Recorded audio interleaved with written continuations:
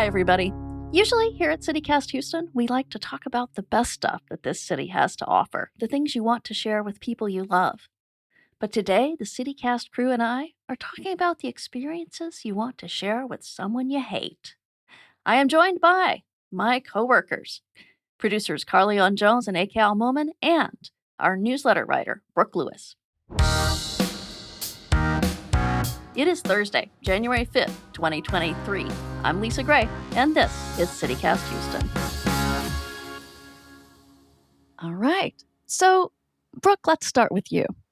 Where would you take me in Houston if you hated me? Okay, so I think it's an obvious answer. Our traffic really sucks here in Houston. Uh-huh. And if I think the most nightmarish place is 610 during rush hour. At the 59 merge, right? By the Galleria. By the Galleria, Uh-huh. like prime time, like 5 o'clock, when everybody's getting off work. You must really hate her. And I felt like a guttural pain. That's some wicked work. yeah, because there's something about the merge too, like merging onto it, like you start to feel even more claustrophobic and everyone's like swerving. You can't really figure out which lane you're supposed to get into. And if you really, really dislike somebody, like that would cause them to probably understand how nightmarish Houston traffic can be, and probably drive them a little crazy. So I think that's a good spot to start. Yeah. If I didn't know Houston, that would make me think, no way I'm going to come here and be near Brooke Lewis. Yeah, totally. Yeah. Instant repellent, then take them there. Take them there. Especially if you add the little touch of like missing the exact turn you're supposed to take. If you can't merge because nobody's letting you in. And you're stuck there and you're on the brink of like a mini panic attack. Yeah, good vibes. There's nothing worse than missing that exit. Oh, yeah. There's nothing worse. I've done it. Yeah, and I feel like you should miss the exit and accidentally get on Westheimer and then head towards the Galleria, and that'll just add an extra twinge of like discomfort for the person that you're with. An extra hour. Yes. Yeah. Oh, man. Yeah. Brooke, if we're in the same car, I don't know if both of us make it out alive. Yeah. All right. AK, what about you? Where would you take me if you hated me? Okay, I made it super specific. Like it is time and place for me. If you were my worst enemy, I would take you to the Houston Zoo in the middle of the summer. Oh, okay. Like between the months of June and August. The timing is important. The timing is really important because this is personally painful to me because when I was in college, I studied media production and one of my first classes was essentially like doing broadcast, like camera work. Essentially, we were put into a group and we were a crew. And one of the projects we decided we were going to do a feature show on the Houston Zoo. And this was like, I want to say this is in May, so it's not even the hottest it could get. Yeah. And we went there with these giant broadcast cameras, like the ones. Oh, the heavy ones. Old school big ones, yeah. And it was the three of us, the sweltering heat. I just remember having to carry that duffel bag with the microphones and the camera and just walking around each installation and it being empty because none of those animals want to get heat. Like the animals don't even want to come out. None of them were out. Also, the Houston Zoo is not one of those zoos where it's like a savanna or like something where the animals can roam freely. It is kind of like this rotating picture show where the animals just stand there, eat, you watch them for 30 seconds, and then you move on to the next one. It's like life paintings, essentially, of animals. Gosh, that sounds horrible. None of them are designed to be in that weather. So most of the animals were taken to be kept indoors. So no lions, no gorillas, no nothing. Like none of the bigger animals. We were trying to film birds and monkeys. And by the end of it, we were drenched. The footage we had barely worked. And I spent 3 weeks trying to put together that feature. I still got an A. Whoop whoop. But I will never forget that. That memory traumatized me of the heat. And I come from a hot country. I come from the Middle East. We're already hot. And that one traumatized me for the rest of my life. So if I really want to leave my enemy with a lasting memory of my hate to them, the Houston heat combined with the Houston Zoo. Yeah. I mean, aren't there worse places? I mean, everywhere in Houston is wretched in the middle of summer, right? But there's something about the zoo because I actually went with a friend that was newer to Houston, which like this was not my enemy. This was my friend. So I feel bad that I took her there. But we went like in June and it was like Uh-huh. 100. It was one of the hottest days I remember of the month that day that we went. Yeah. And Yeah. by the time we left, we were drenched in sweat. Like we had on like airy dresses. Like you would think that we would not be drenched in sweat, but we were. And I felt really bad. And I was thinking like, this was not a good idea. This is not a good outing. Yeah, I don't know if the zoo turns into like a breeze vortex, but Yeah. it's like designed to create more humidity than is needed in the city. Yeah, it's really I just go to zoo lights or go to the Yeah. zoo during like, not Now, the middle of summer. during winter, it's delightful. I was about to say that, Yeah. if you notice, the zoo is super popular during winter because everybody's like, "Oh, we can go to the lights at nighttime, Right. nice, cute, see everything." Yeah, Right. not the summer.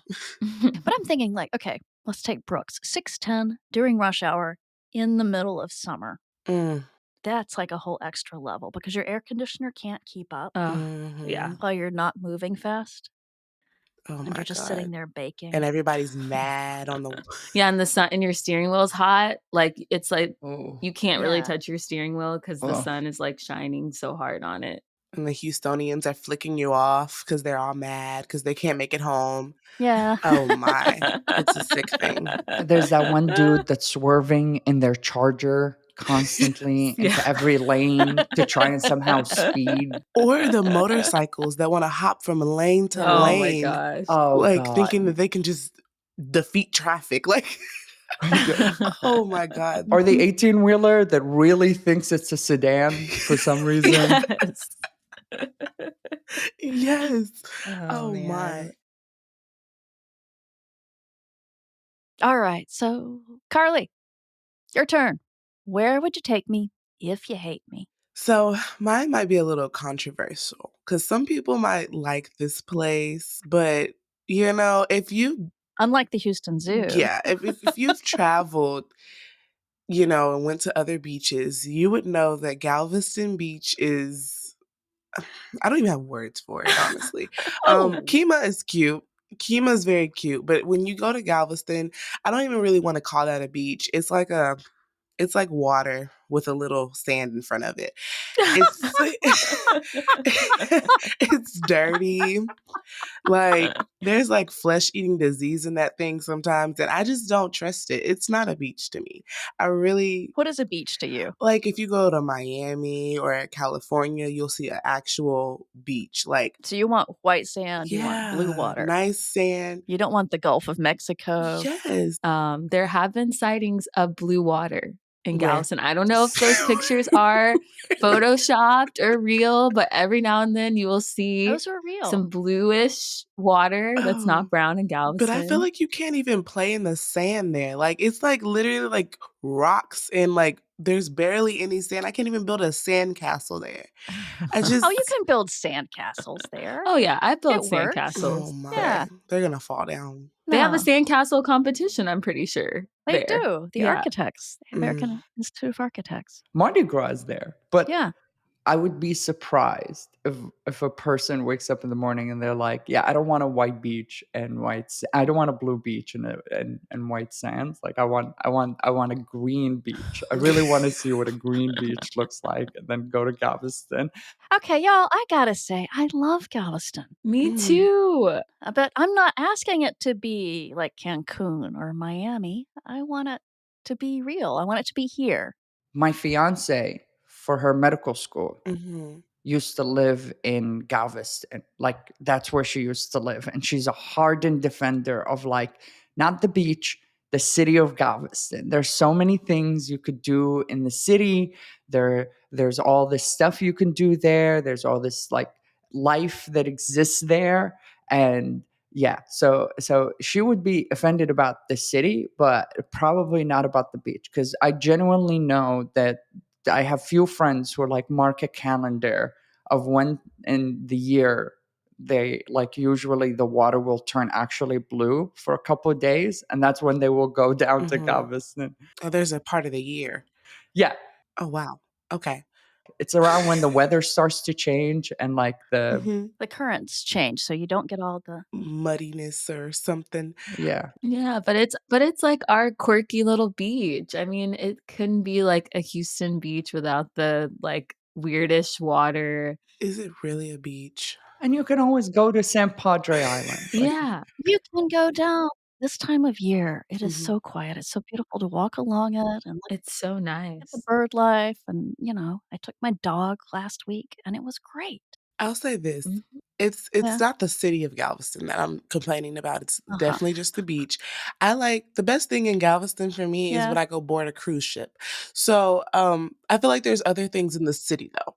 The best thing is when you go to Galveston and leave To it. leave, yeah. Yes, yeah, exactly. yeah. That's my favorite part about Galveston. Carly. Shots fired. That's the best thing that that water has to offer is a cruise ship to sail out of. Also, yeah, I mean, I'd go to Mardi Gras in Louisiana, to be Yeah, so honest. they actually have Mardi Gras in Galveston. I didn't know that was a Yeah. thing. Okay, I might try that this year. But that's not a beach thing. The beach thing is you go, you get the sand between your toes, you feel the waves come in. Mhm. You get into that meditative headspace. Yeah. So I might not even notice that you hate me, Carly, because I would be having a great time while you would be miserable. That is like the perfect punishment for being a hater. I'm kind of enjoying this. No, but look, if you think about it, let's say that this is a person that's coming from out of town. Let's say this is a person coming from a place Yeah. that has an actual beach. They'll go to Galveston and be like, what the heck is this? Like, we're in Texas and we're used to it. So it's like you get what you get and that's it. Like at least we have some water. Some states don't have, nice, well, I don't want to call it nice water to go to, but some states don't have water at all. So maybe if you're coming from a state that doesn't have anything to offer you, like besides a lake or something, you might like Galveston.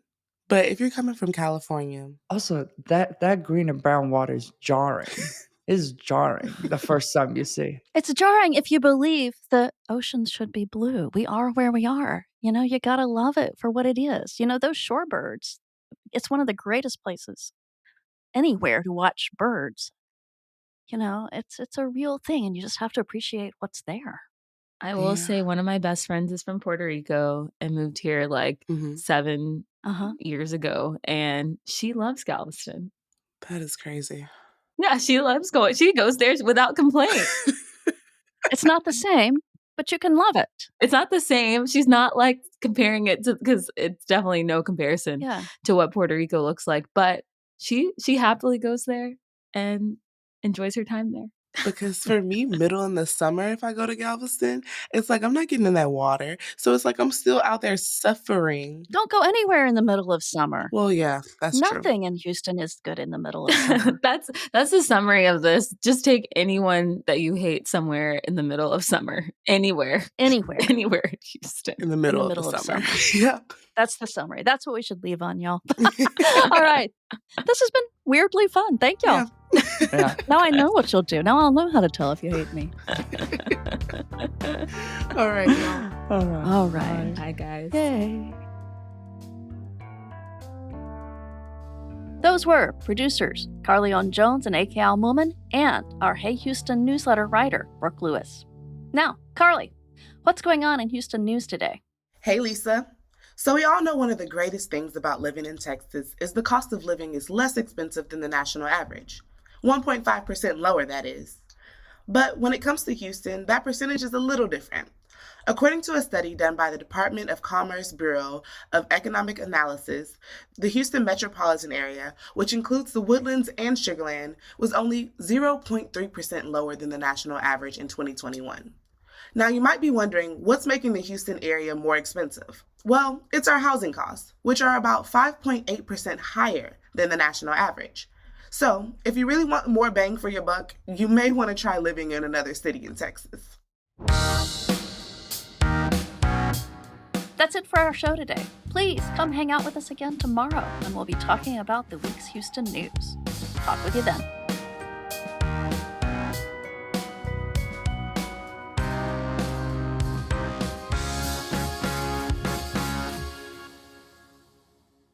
It is Thursday, January 5th, 2023. Is that right? It is. I'm Lisa Gray, and this is CityCast Houston. That was smooth. I like that. Except for that part where 2023 suddenly sounded wrong. Yeah, we can redo that part. But All right. intro. Let me redo that real quick so you've got it.